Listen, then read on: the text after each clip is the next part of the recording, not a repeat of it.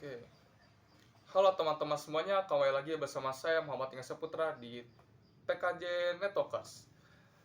Oke, di video kali ini saya akan menjelaskan secara teori mengenai tentang NAT atau Network Address Translation yang sebelumnya saya telah membuatkan video bagian praktikumnya ya. Nah itu sebenarnya kebalik, saya kira videonya itu membuat video praktikum, ternyata ada teori juga. Nah, harusnya saya buatnya teori dulu baru praktek. Nah jadi praktiknya saya buat sekarang. Nah, tidak usah lama-lama, kita akan lanjut saja ke materi. Oke, jadi what is network address translation? Jadi, apa itu network address translation atau NAT? Jadi, NAT itu adalah sebuah mekanisme di dalam suatu jaringan yang fungsinya itu untuk mentranslate, mengubah atau menerjemahkan IP private menjadi IP public ataupun sebaliknya. Nah, mungkin kalian bertanya-tanya, buat apa sih harus diterjemahin segala gitu. Terus emang kapan diubahnya? Terus kapan kita konfigurasinya? Perasaan kita cuma input IP aja di komputer, udah beres, kita udah bisa koneksi ke internet lah, singkatnya gitu. Nah sebenarnya tidak yang kalian ketikkan di komputer atau di perangkat komputer lah. Ketika konfigurasi IP ataupun menggunakan DHCP itu biasanya adalah IP private atau yang biasa digunakan di local network. Jadi sebenarnya di internet itu dia menggunakan yang namanya IP public untuk saling berkomunikasi. Nah, karena kita konfigurasinya menggunakan IP private atau IP lokal sehingga kita perlu mengubahnya menjadi IP public. Nah, mengubahnya ini menggunakan yang namanya NAT. Sebelum kita bahas lebih dalam, nah kita harus paham dulu latar belakangnya. Kenapa sih bisa terciptanya NAT ini? Jadi NAT ini ketika pertama kali dibuat oleh para insinyur itu dikiranya bakal cukup lah untuk semua perangkat yang ada di dunia. Nah pada saat itu IPv4 memiliki kapasitas 4,3 miliar. Nah, namun pada 1990 pengguna internet meningkat, meledak lah. Banyak pengguna internet melonjak drastis, terutama banyak sekali perangkat-perangkat elektronik yang terhubung ke jaringan kayak TV IP, telepon IP, ataupun handphone, yang dimana satu orang itu bisa 2 atau lebih. Nah sekarang saja populasi manusia ada 8 miliar. Nah sedangkan di sini kapasitas IPv4 itu 4,3 miliar. Jadi kurang cukup gitu. Banyak kalau misalkan kehabisan IP ya otomatis ada sebagian perangkat-perangkat komputer yang tidak bisa terkoneksi ke internet. Karena kalau misalkan ada yang sama itu akan terjadinya bentrok sehingga ya udah nggak bisa gitu. Nah mungkin kalian pernah mendengar ada yang namanya IPv6 yang dimana kapasitasnya itu lebih besar dibandingkan IPv4. IPv4 kan cuma 32 bit. Nah sedangkan IPv6 itu 128 bit. Dia triliunan, lebih dari miliaran lah. Bahkan disebut-sebut ini kapasitasnya tak terhingga. Nah sebenarnya NAT itu bukan itu saja, bukan buat terjemahin aja, tapi bisa juga menjadi firewall. Nah maksudnya gimana? Nanti saya akan jelasin. Sebenarnya NAT itu adalah penyelamat, guys. Penyelamat dari apa? Penyelamat dari kekurangan IPv4 pada masa dulu hingga masa ini gitu. Oke, kenapa harus NAT gitu? Jadi sejelasin lagi ya. Jadi NAT itu ditemukan pada 1994. Sedangkan IPv6 itu ditemukan setahun setelahnya, tahun 1995, tepatnya di bulan Desember. Dan baru benar-benar diadopsi atau benar-benar disempurnakan itu pada tahun 2017. Nah, karena adopsinya yang cukup lama sekali, hingga berapa tahun ini? Lebih dari 1 tahun lah. Lama pokoknya. Nah, ini membuat penggunaan IPv4 itu masih digunakan. Jadi di seluruh dunia ini didominasi oleh IPv4. Nah, karena keterbatasan tadi, nah, kita belajarlah yang namanya NAT. Hingga saat ini kita masih belajar NAT. Nah, mungkin kalian berpikir lagi, meskipun udah IPv6 kenapa kita nggak langsung pakai aja? Nah, coba kalian bayangin aja, hari ini pakai IPv4, besok pakai IPv6, udah kacau dunia gitu. Kita nggak bisa dadakan, butuh yang namanya transisi secara perlahan. Kalau misalkan saya searching terutama di AI ya, penggunaan IPv6 ini baru 40% hingga 60% lah. Enggak sampai 50% lebih. Itu di Google, di infrastrukturnya kalau nggak salah. Ya kalian bisa revisi lah, kalian searching lagi. Dan meskipun udah dipakai, ini masih dipakai secara berdampingan dengan IPv4. Karena meskipun dia bentar. Meskipun sudah IPv6, kemudian udah lumayan banyak, masih ada saja perangkat yang menggunakan IPv4. Karena kalau misalkan kita benar-benar pindah ke IPv6, nanti kasihan yang masih menggunakan IPv4 gitu. Jadi meskipun nanti suatu saat IPv6 ini sudah mendominasi, IPv4 masih akan digunakan oleh perangkat-perangkat lama. Kemudian di sini seperti yang saya sebut tadi, NAT ini menawarkan keamanan secara langsung. Maksudnya gimana? Karena seperti yang saya jelaskan ya di pengertian. Jadi NAT ini dia mengubah IP private menjadi IP public. Nah, jadi ketika paket keluar nih dari lokal ke public, nah pas di public dia IP-nya sudah berubah jadi IP public, bukan IP lokal lagi, bukan IP asli si perangkat gitu. Jadi lebih aman. Nah, sebelum lebih dalam lagi, kita harus paham dulu konsep dasar IP, terutama IP private dan IP public. Ya meskipun dari kalian ada yang paham, tapi saya akan bahas lagi lah untuk mengingatkan atau barangkali ada yang belum tahu. Nah, IP private introvert. Nah, IP private ini dikhususkan untuk lokal. Jadi IP ini berkomunikasi di jaringan lokal saja dan tidak terekspos ke publik, sehingga tidak bisa digunakan untuk berkomunikasi di internet. Meskipun kalian paksain, ya nggak akan bisa, soalnya kan seperti yang kita tahu nih. Saya harap kalian udah paham nih konsep routing table. Kalau misalkan nggak ada di table routing, dia nggak akan tahu dia dikirim kemana gitu paketnya, ya otomatis dibuang. Nah begitu pula di internet. IP private ini dia tidak terdaftar di internet. Maaf ya kalau salah, kalian bisa ralat atau bisa cari lagi, tapi setahu saya sih begitu. Oke, terus agar kita bisa berkomunikasi keluar, nah pakailah yang namanya IP public. Jadi, nah inilah IP yang digunakan untuk berkomunikasi di internet dan jarang sekali dikonfigurasi di di jaringan lokal. Bahkan sudah ada ya pembagiannya antara IP public dan IP private, dan bagi juga menjadi kelas-kelasnya, ada kelas A, B, C, ada juga kelas A, B, C, D, E untuk yang public gitu. Kalian bisa searching lah untuk tentang IP kelasnya di Google. Nah, sekarang ini bagaimana sih IP ini diubah? Nah, di sini saya punya contoh. Ya, ada topologi di sini. Ada 2 client, 1 router dan server di internet.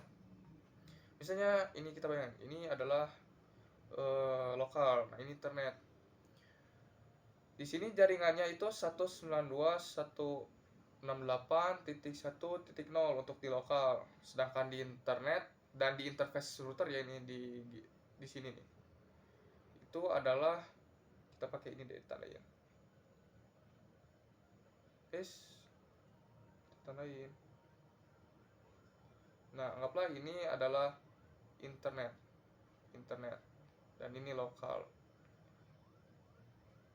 Nah, ketika kita melakukan request nih, misalnya dari client 1, yang ini nih, client 1, kita mengakses ke server ke sini. Nah, otomatis kita mengetikkan DNS-nya, domainnya, bukan DNS, domainnya. Nah, sebenarnya kita ketika mengakses domain itu mengakses IP-nya nih, 204.51.16.12. Nah, diketiklah di browser contoh. Nah, akan dikirim request dari klien. Pertama kita akan melewati router dulu. Nah, di sini source address mula-mulanya adalah IP asli si klien. 192.168.1.10 dengan portnya itu 22222. Kalian hiraukan dulu aja lah ya portnya.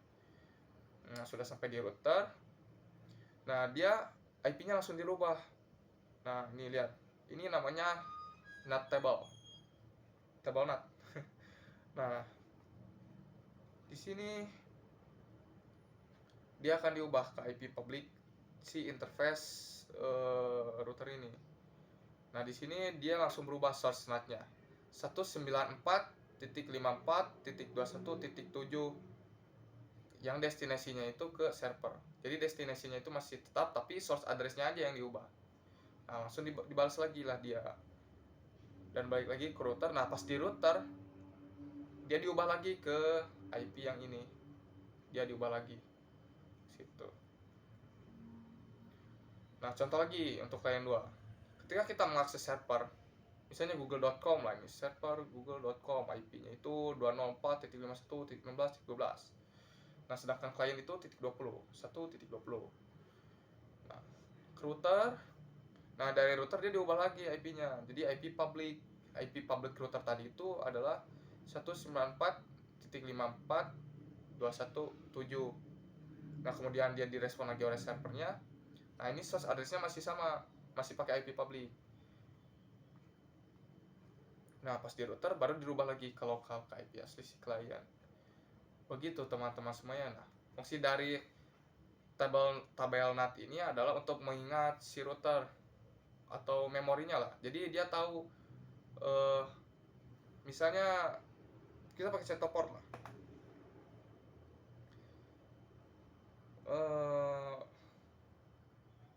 Bentar. 8. Nah, misalnya nih dari luar nih ada port 8347. Nah, pas dia masuk ke router otomatis dicek 8347 punya siapa? Punya si 3211. Itu miliknya si source address-nya si 1.20. Begitulah kurang lebih. Nah, nanti saya akan jelasin lah.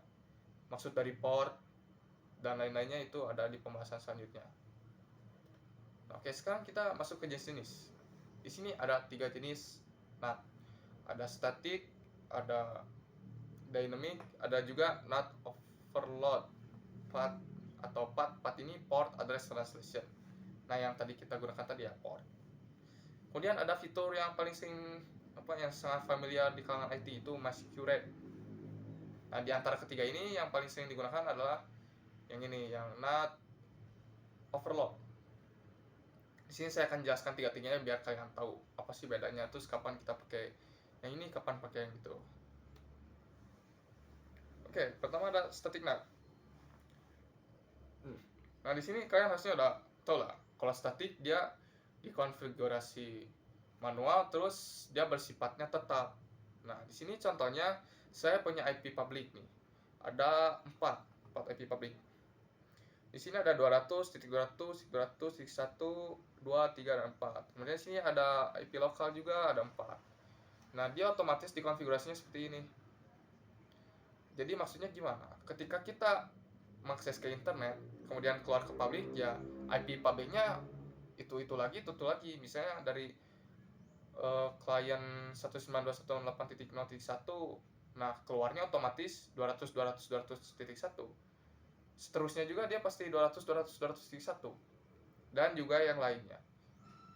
Tapi dia memiliki kekurangan.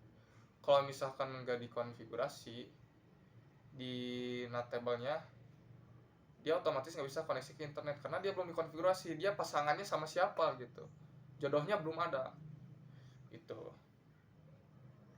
Dan juga ini kalau misalkan kalian pikir-pikir lagi ya, kalian pakai NAT tujuannya itu untuk menghemat IP public. Nah, sedangkan static ini dia berpasangan satu dengan satu. Sebenarnya nggak satu sih, tapi biasanya ini 111. Jadi 1:1 lah, satu IP private dengan satu IP lokal. Mengapa 1:1? Ya biar nggak terjadinya bentrok. Kalau misalkan kita bayangin nih, kita ada 2 klien pakai IP public yang sama, udah bentrok gitu. Begitu, itu untuk static NAT. Nah, dynamic NAT, mungkin kalian juga udah kebayang cara kerjanya. Mungkin, oh kalau dynamic berarti dia berubah-ubah. Iya, emang benar, berubah-ubah. Hampir mirip cara kerjanya kayak DHCP. Jadi di sini kita ada rentang IP public. Misalnya di sini saya ada 8, dan kemudian di sini ada IP lokalnya ada 4. Nah, di sini IP publicnya akan otomatis dipilih random. Ketika kita misalnya kita nih pakai klien 192.168.0.1. Ketika kita keluar, kita akan dipilihkan random oleh router. Bisa aja kita pakai IP public 200, 200, 201, bisa aja 200, 200, 208. Begitu juga yang lain, dipilihnya random. Ini juga masih ada kekurangannya, sama seperti static. Sebenarnya sama-sama aja sih kayak static, cuman bedanya ini tuh dipilihin oleh router. Kita gak terlalu capek lah untuk mengkonfigurasinya secara manual gitu. Nah, sekarang ini nih, path atau NAT overload. Nah, ini saya salah, belum diubah tipe lah, belum diganti namanya. Path atau port address translation. Nah, ini adalah jenis yang paling sakti. Coba kalian bayangin aja nih, satu IP public itu setara dengan jumlah port. Jumlah port itu ada 65.000 lebih. Ya begitulah kira-kira. Jadi satu IP public bisa diakses oleh banyak IP lokal. Contohnya gimana? Nah, kita lihat. Nah, misalnya di sini ketika kita ingin mengakses internet, misalnya kita pakai yang klien 192.168.0.1 dengan portnya 18. Ketika kita mau keluar, nah dia dibedakannya itu berdasarkan port. Nih, dia akan di NAT table-nya akan ditulis gini. Ketika dia keluar, dia pakai IP public interface router 200, 200, 200, 118. Jadi ketika dia balik lagi ke dalam jaringan, dia akan cek lagi portnya. Oh, portnya 18, berarti dia milik si 0.1 yang ini. Kalau misalkan yang masuk dari luar ke dalam itu port 20, oh berarti milik si ini, si klien 3. Begitu. Itu untuk path. Dan ini juga dikonfigurasinya secara statik. Nah, kalau statik pasti ada dynamic. Nah, nanti ada yang namanya masquerade. The good stuff and the trade-offs. Nah, ini adalah kelebihan dan kekurangan dari NAT. Kelebihannya, NAT ini untuk mengatasi IPv4 yang terbatas. Kemudian ada security layer seperti yang saya jelaskan tadi, yang dimana IP lokal tidak terekspos keluar. Kemudian fleksibilitas saat ganti ISP. Nah, di sini saya salah lagi. Nah, ini tidak termasuk ya. Maksudnya fleksibilitas ini maksudnya apa? Ini hanya berlaku di masquerade. Karena di masquerade itu dia sudah otomatis lah, IP-nya juga berubah dan segala. Ya pokoknya berubah lah. Lebih enak kalau misalkan kita pakai masquerade. Nanti saya akan jelaskan lah. Kemudian kekurangannya di sini ada routernya bekerja lebih keras karena si router itu perlu menerjemahkan dulu, harus buka dulu IP-nya berapa, terus dia ubah, baru dikirim. Dan pas balik lagi dia lihat lagi IP-nya, dicek siapa kepemilikannya, terus dikirim. Itu lumayan membuat router bekerja lebih keras gitu. Kemudian latensi naik. Latensi itu delay jadi jaringan. Kenapa bisa naik? Karena ya router tadi itu dia bekerja lebih keras, dia harus buka dulu IP-nya berapa, kemudian dicatat, terus dikirim, terus kalau balik lagi dibuka lagi IP-nya, terus dicek punya siapa, dikirimlah ke lokal. Itu. Kemudian end-to-end traceability. Nah, ini hilang gitu. Jadi ketika kita mau nge-track suatu paket, misalnya kita pakai Wireshark nih, kita ngecek paket yang lalu lalang di lalu lintas. Nah, kita akan kebingungan nih. Ini kok satu IP tapi tujuannya beda-beda gitu. Dari public tapi pas di kliennya beda-beda gitu. Ini akan bikin kita bingung gitu. Nah, ini yang paling penting ketika kalian ingin mengkonfigurasi. Ada yang namanya NAT mapping. ada dua jenis, ada source NAT dan destination NAT. Nah, kalau source NAT ini adalah lalu lintas traffic ke internet dari dalam keluar. Nah, itu source NAT. Nah, source NAT ini contohnya kayak gimana ya? Kayak tadi, kayak static NAT, dynamic NAT, ada path. Nah, di sini ada mesh curate nih. Ini sebenarnya salah satu fitur ya di path. Kalau path itu biasanya identiknya kita static, jadi kita konfigurasi kalau misalkan IP interface si routernya itu berubah, misalnya kita ganti ISP, ya otomatis kita ubah lagi. Nah, kalau mesh curate ini versi otomatisnya. Kita cuman edit aja. Kalau misalkan di MikroTik ada action di situ, ada mesh curate. Ya, kalau misalkan IP interface router yang nyambung ke ISP-nya berubah, ya otomatis berubah juga. Kita nggak usah ubah lagi. Namun ada kekurangannya, yaitu routernya bekerja lebih keras lagi gitu, karena dia harus sewaktu-waktu mengecek siapa tahu ada perubahan IP di interface yang terhubung dengan ISP begitu. Kemudian di sini ada destination NAT. Kalau misalkan tadi dari dalam keluar, nah destination NAT ini dari luar ke dalam. Nah, di sini ada dua implementasi. Contohnya ada port forwarding dan net map. Ya, itu kalau nggak salah namanya net map, saya lupa lagi tadi. Nah, port forwarding ini satu IP public untuk banyak server. Nah, ini dibedakannya berdasarkan port. Namanya saja sudah port forwarding. Nah, kalau net map ini dia cara kerjanya mirip kayak static NAT dan juga dynamic NAT. Jadi satu blok IP public itu untuk satu blok IP lokal, dan portnya juga dia otomatis terbuka semua. Nah, contohnya bagaimana? Saya akan ilustrasikan di bentar. Oke. Nah ini nih. Nah, ini untuk port forward. Nah, ini biasanya kalau misalkan di MikroTik kalian akan mengkonfigurasi yang namanya DST-NAT. Nah, di sini kita sudah konfigurasi di dalamnya itu. Nih, misalnya untuk server 1 IP publiknya itu 103.43.70.87. Kemudian port publiknya itu 443. Kemudian IP lokalnya itu 172.16.40.1. Terus port yang diakses atau port lokalnya itu 443. Dan juga seterusnya nih. Ada server 2, server 3. Nah, di sini ada contoh. Misalkan dari klien nih, IP-nya 103.43.70.1, portnya 5050. Nah, destination-nya itu ngarah ke si router ini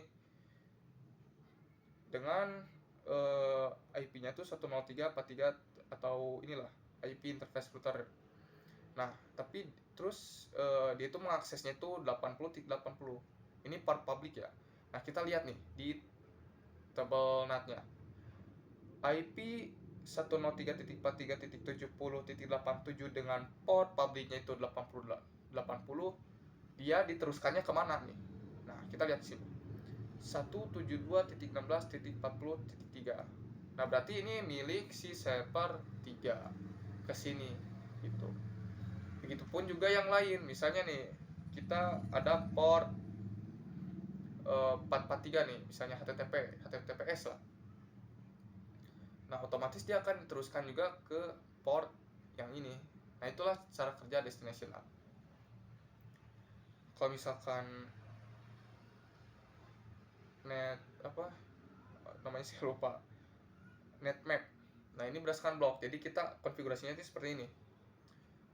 103.43.70.0/29 ini menampung 8 IP public. Nah, untuk blok IP 192.168.1.0/29 ini juga sama 8. Nah, nanti penerapannya kayak gini.